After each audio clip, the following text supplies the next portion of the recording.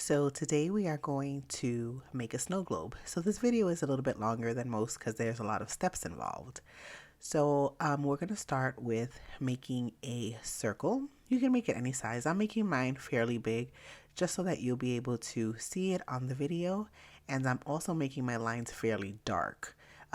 If you are attempting this on your own, try not to make your lines as dark as mine, just because you may be able to see it because a lot of the separate pieces are light colors. All right, after you draw your circle, you're just going to kind of eyeball where the middle is and then put two slanted lines on the ends and then one straight line across the bottom, and that is going to be the base. And these are going to be guides. You're going to split the base into three separate sections. So we're going to add two lines. The first one is going to be a little curved, and the second one is going to be just a little bit flatter, a little less curved. Curve the sides a little. And then following those guides, we are going to curve the edges of the base, just as I'm doing here, and you might want to just have your eraser handy to erase any of the extra lines. And I noticed that once I added my curved lines, the bottom seemed a bit thinner than the other pieces, so I'm going to extend that down just a little bit. Make sure that the edges are a little bit curved into it and the bottom section is going to remain flat. And I'm just going to erase that extra little line. So that's going to be the top and the base, and this is going to form the outer part of the snow globe. So now we are going to, we're going to draw like a little house and a tree. So when you're looking at a snow globe, if it's made of glass, even if it's made of plastic, but mostly if it's made of glass, you will see a lot of the glass on the outer portion. So it's going to be like a pretty thick glass. So we're going to find sort of like the midway mark, maybe a little bit under the midway mark. And we're going to draw a half circle. And we are not, we're going to leave just a little space between the half circle and the edge of the larger circle. My hands are a little shaky here, so I apologize for all of the erasing, but I'm trying to get as curvy without like squishy little lines as possible. And now we are going to connect the two on the top. You don't want to make it straight. It's going to be snowy, so you want to make it just a little bit curved. And then after that, we are going to do the same thing, just a smaller curve, about halfway through the top and the bottom. And that is going to be the base where our house is going to sit on. So now it's time to draw the house. I initially went into this thinking that I wanted to make a gingerbread house, but the video was getting a little long, so I simplified it a bit. So the house is just going to be a regular structure. We are going to start with two vertical lines, find the midway point, and from that midway point you are going to draw the roof, and it's going to be two slanted lines going off towards the side of it, just like when you drew a house when you were in kindergarten. Over that, we are going to do the roof of the house. So we're going to do the same lines, same spacing over it, and then curve the bottom edges. To that, we are going to add one window and one door. First, erase that part of the background that is in between the house. And then we are going to draw a little door, and it's going to be a nice little curved door and a window. And I'm only going to draw one. I'm going to keep it as simple as possible for the sake of the tutorial not running a whole hour.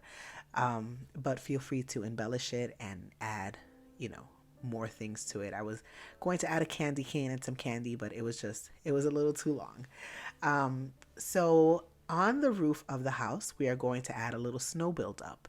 So just a few little curvy lines showing kind of like that buildup on the roof of the house. And then we are also going to draw a chimney. And the chimney is going to pop out of the snowy part of the house. And we're going to add a bit of snow on the chimney as well.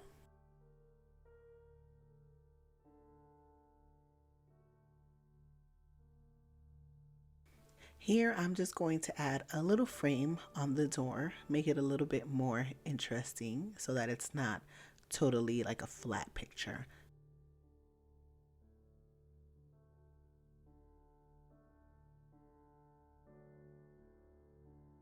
To the house, we are going to draw a tree. So right now we're going to paint the tree in. So right now the only thing that we're doing is we're going to add the trunk of the tree as a guide.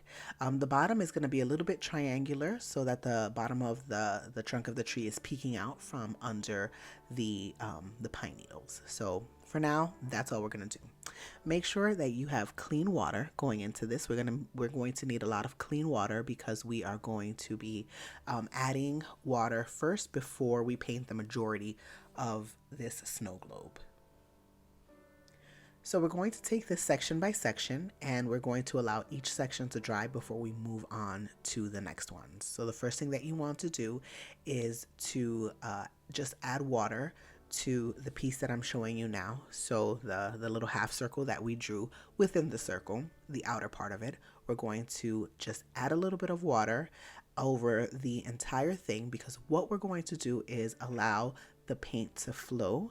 We are not going to be painting the entire area. We're going to allow it to flow as much as possible. So I'm going to be using some ultramarine blue, and into that towards the end you'll see that I add another blue, and I am mixing the ultramarine blue in with a little bit of peacock blue. So that's the little mixture that you see there. So with your brush loaded with paint, try not to make it too heavy with the paint. Water it down as much as possible because we just want kind of like a hint of it. And this is going to be a hint of that snow on the ground. So what I'm doing here is all I am doing is just outlining the section that we're working on. So follow your pencil lines, outline it, and then let the paint flow. If it's flowing too much, as it is here on the left side of my piece, I am going to wet my brush, dry it a bit, and then pick up some of that snow. You want to leave a bit of white space in the middle, and the blue that we're adding is sort of just like the shadow on the snow. So we want to leave as much white space as possible. So do the same thing to the bottom edge, just trace it, clean your brush off, dry it a little, and then pick up some of that paint and leave as much white as possible. If a little bit of the light blue gets into it, that's perfectly fine. Allow this part to fully dry before moving on to the next one. Okay, once that area is dry, we are going to start working on the layer that the house is sitting on, so the ground covering of the snow. So we're going to do the exact same thing that we did on the bottom to the top. We're going to wet it all. Don't forget that little tiny piece on the right side of the house. And again, we are going to outline it with a little bit of blue. So you're going to see that I added some water to the bottom of the house, and that's because I want the house to sort of fade into the snow. So I'm just adding a little bit of water so that some of the paint just sort of runs into it. And there you'll see that I'm just letting a little bit of the paint run into it. It's not very visible, but it just casts a little bit of a shadow. So if you have too much paint that has flowed into your piece, then again, clean your brush off, dry it on a paper towel, and swipe some of that away. Again, what we want is sort of the illusion of some shadow. Allow that to fully dry before moving on to this part. Now this part we are going to be working on the actual snow globe itself. So at this point what we're going to do is exactly the same process that we did with the snow on the ground, the snow covering. So the first thing that you want to do is make sure that you wet the entirety of the snow globe, and make sure that you're not painting into the house or into the snow that you've already painted. So all of the white edges around the house and then around the bottom and the top of the globe.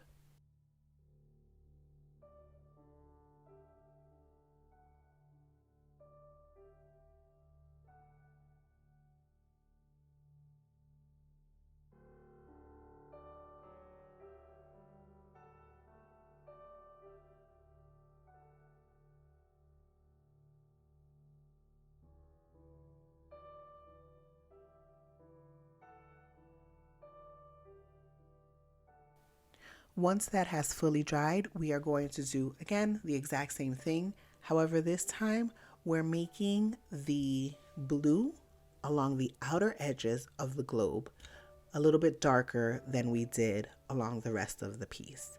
We're going to continue to let it flow, although we are going to help it along because this is a fairly big space. We're going to help it along and we're going to be adding a little, just a tad bit more color. But for now, we want to get the outer edges pretty dark. Not super dark where, it looks like it's nighttime, but you want to get it fairly dark.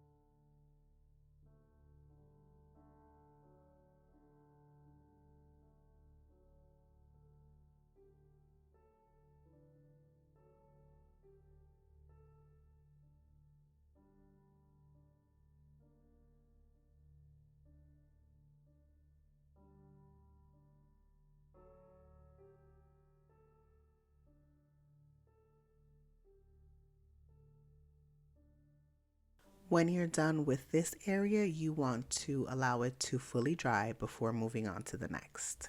And here I am just going to demonstrate the shape of the tree that we are painting. Since we are going to actually be painting in the leaves, the only thing that we penciled in was the trunk. So the top is going to be a triangle, and then the bottom is going to be an inverted triangle or an upside down triangle. And that's going to be the very basic shape of the tree. So we're going to be drawing pine needles. So we're going to be drawing a stick coming out of it, and then we're going to be drawing little spikes coming out of that stick. It's going to be super, super simple. All you have to do is make sure that you keep the shape of the tree. I'm moving down to a smaller brush, so this one is a size 2, so that it gives me a little bit more precise of a stroke. So for the tree, I'm going to do something that I hardly ever do, and that's mix a color. So I'm taking a bit of Hooker's Green and a bit of Raw Sienna, and I am mixing those two together to give me sort of like a brownish green color. I didn't want the pine needles to be too bright. So I am adding in that Raw Sienna to kind of warm it up a bit and darken it up a bit. So that's the color that I'm going to use.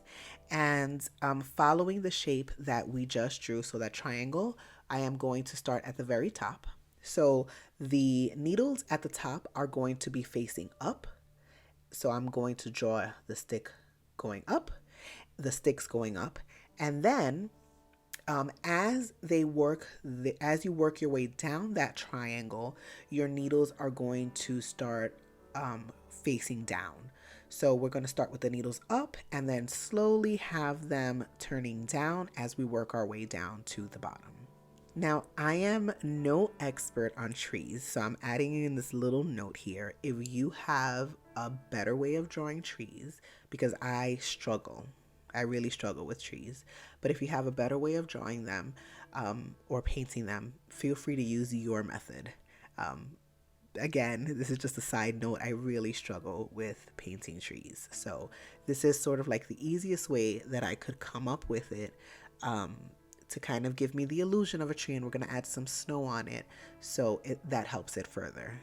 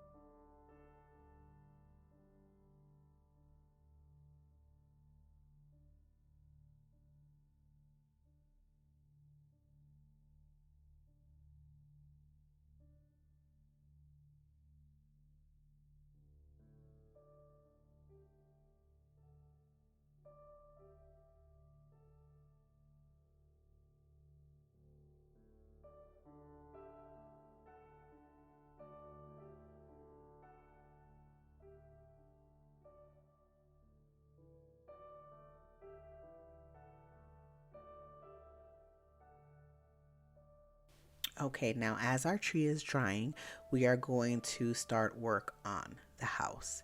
So for the house, we are going to put a layer of water down. We're going to work it again in sections. So put a layer of water down on the roof. And what I did was created a little mixture of quinacridone rust, that's by M. Graham, and cadmium orange by M. Graham, to come up with this sort of warm orangey color. As I said, I originally wanted to make this into a gingerbread house, but the tutorial was turning a little bit on the long side, so I decided to take out the gingerbready parts. One of the things that I forgot to do is add a little bit of snowfall on the door and on the top of the window, so I am adding that in now. So we're going to do the same thing that we did with the roof by adding in just a small little layer of snow.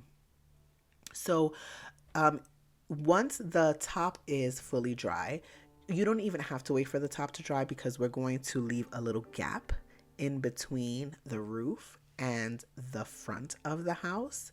Just leave the tiniest little gap. But if you think that you're going to struggle with leaving that gap, then I do suggest that you wait until the roof is fully dry so that it doesn't bleed into the front of your house. And we're going to use that same color and lay it down on the front of the house. Now, What I did here was I wet the entire house and then I added in the color. And the reason that I did that is because instead of just painting it, that one solid color, is because I wanted it to have a bit of texture. So there are some areas where it has a lot more paint than other areas. And there are even some places that are a little bit splotchy, a little bit have a little bit of white coming through, and that's okay. I just wanted to give the house much more texture instead of giving it like a flat painting. Don't forget the chimney. So we're going to do the same thing. I just, added a little water, added a little paint, and kind of let it flow into the water, give it a little bit more texture than just having a flat paint.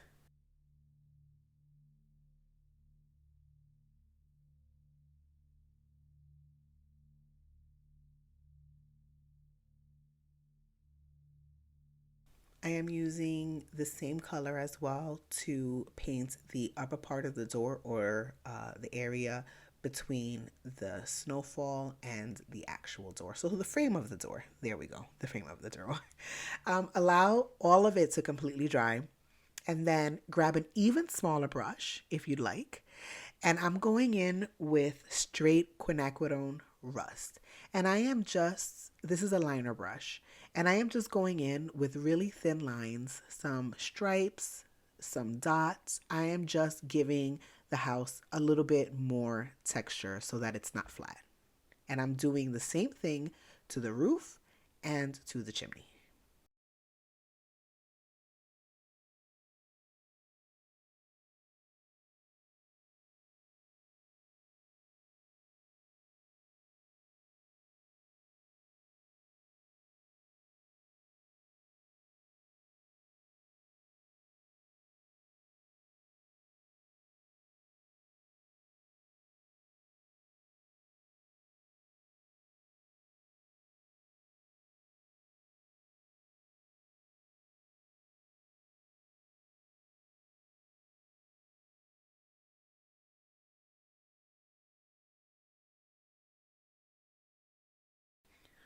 Once again, with that same rust color, quinacridone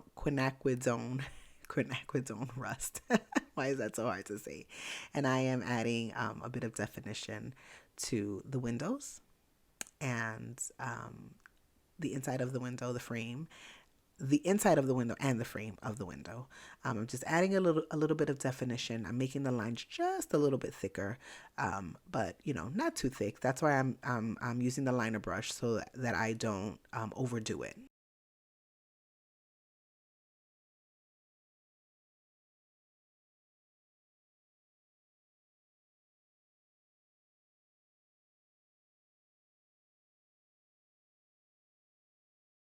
Now for the door, I am going to use a bit of burnt umber to give it like that darker wood feel. And I'm going in with my size 2 brush, and I am adding quite a bit of paint and watering it down in the middle.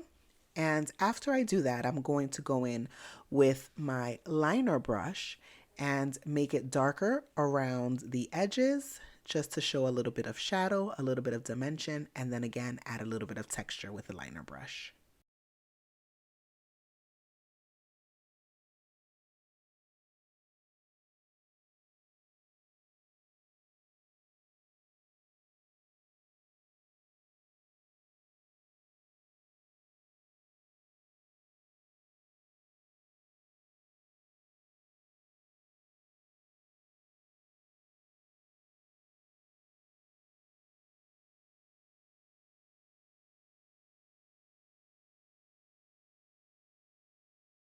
Allow everything, your entire piece, to fully dry before moving on to the next step. So for the next one, we're going to take some Copic Opaque white, and as I usually say, use whatever white you have. So if you have acrylic or gouache or watercolor, use that. Although I am going to warn that watercolor may be a bit light for this, so you need to add more layers. So with this, we are going to add the snow cover to the branches of the tree. And the easiest way to do this is to just freehand it, right? You don't have to follow every single stroke of the tree that you originally did, but follow the direction of the stroke. Also make sure that you cross some of that white against along the front of the tree. So where the pine needles meet the trunk of the tree, cross that white over it, because we don't want to make it seem like there are only two halves of the tree. We want to make it seem a little bit more dimensional than that. So we don't want to have the trunk of the tree just kind of splitting it down the middle. So cross over some of that white.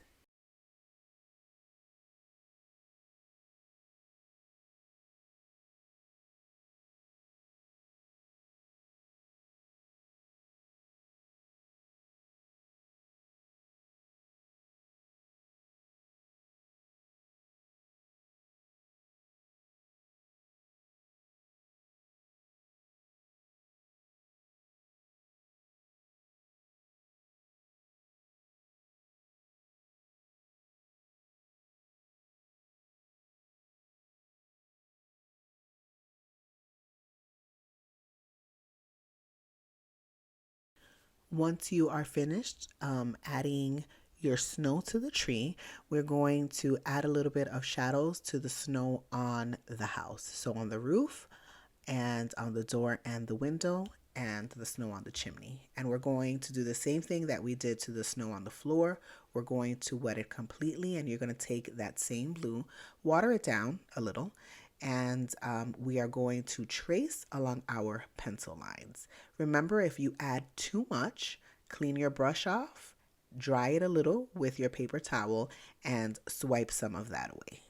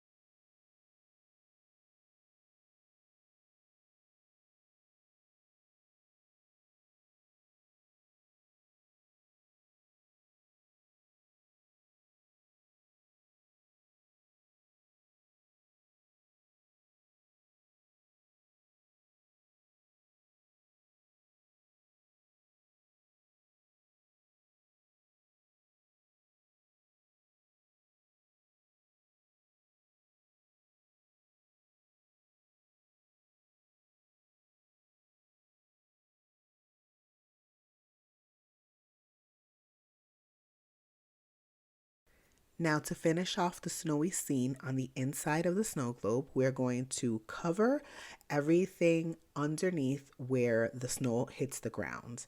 And you're going to load your brush up with white and start sprinkling snow all over the front of the top half, sorry, of the snow globe. So you can splatter it in. You can use a toothbrush, but what we're going to do is use sort of like a mix. We want really small areas and medium areas and then larger dots. So what I do is first I initially tapped in some of that white, and that gives me medium little splatters of snow. And then I tapped it against a brush that gives me smaller ones. And then finally, I'm going to go in with my brush directly on the paper and add in some larger dots of snow. Don't forget to add some on the house and on the tree. Even though you already added snow on the tree, that snow that has already fallen and settled on the tree, right now we are adding in snow that is currently falling. So some of it is going to be falling in front of it, some of it is going to be falling in back of it. So we want to make sure that it covers the entirety of that area.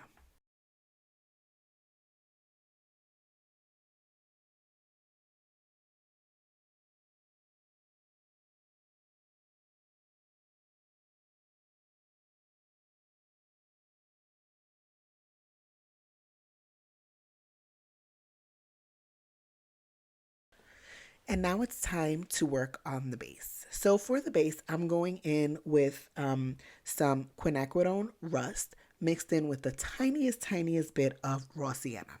So I'm going to take the first section and the last section, and I am going to water lay some water down because we're going to, again, allow the paint to flow into the middle. So for the base, we want the highest concentration of paint to be on the edges, so on the left and the right edges, and then just let it flow into the middle. We want to keep the middle a little bit lighter than the edges just to give it some dimension, and to give it that illusion of sort of like a round base. So excuse me, what you're going to do, again, as we did with the other ones, we're going to wipe some of that paint away from the middle, and we want to keep the edges as dark as possible. But wipe some of the paint away from the middle, to give it a little bit of a lighter feel to it. So the light is hitting that middle part, and the dark edges show that they're rounding out. We're going to work on the first one, the first section, and then we're going to work on the bottom section. And then once those two have fully dried, then you will work on the middle section doing the exact same technique.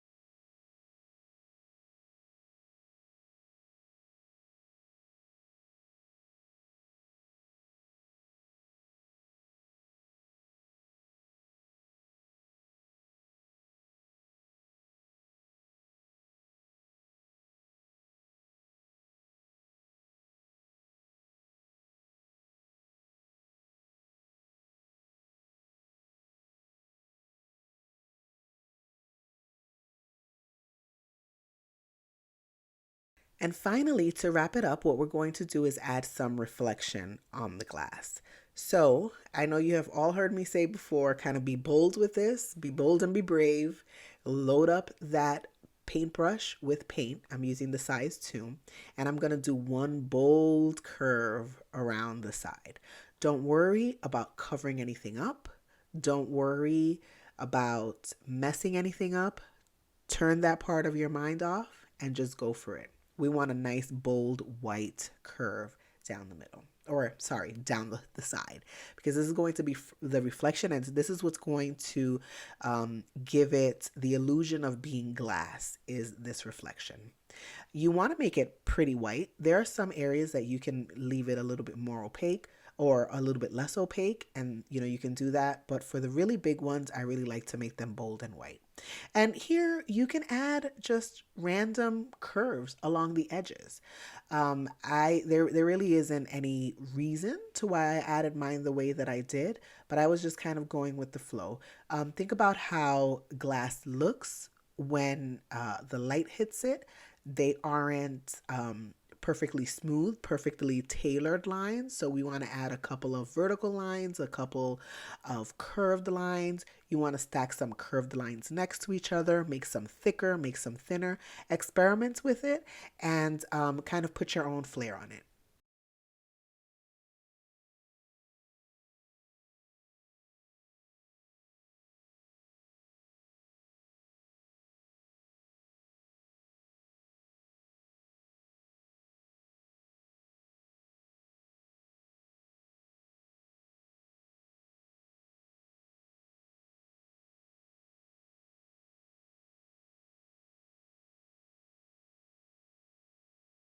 And with that, your piece is done. So I hope that you enjoyed it. You had fun. All I'm doing here is just adding in a little bit of extra white after that white dried because it got a little bit of blue underneath it and I wanted it nice and crisp and white. But have fun with it. Make different scenery.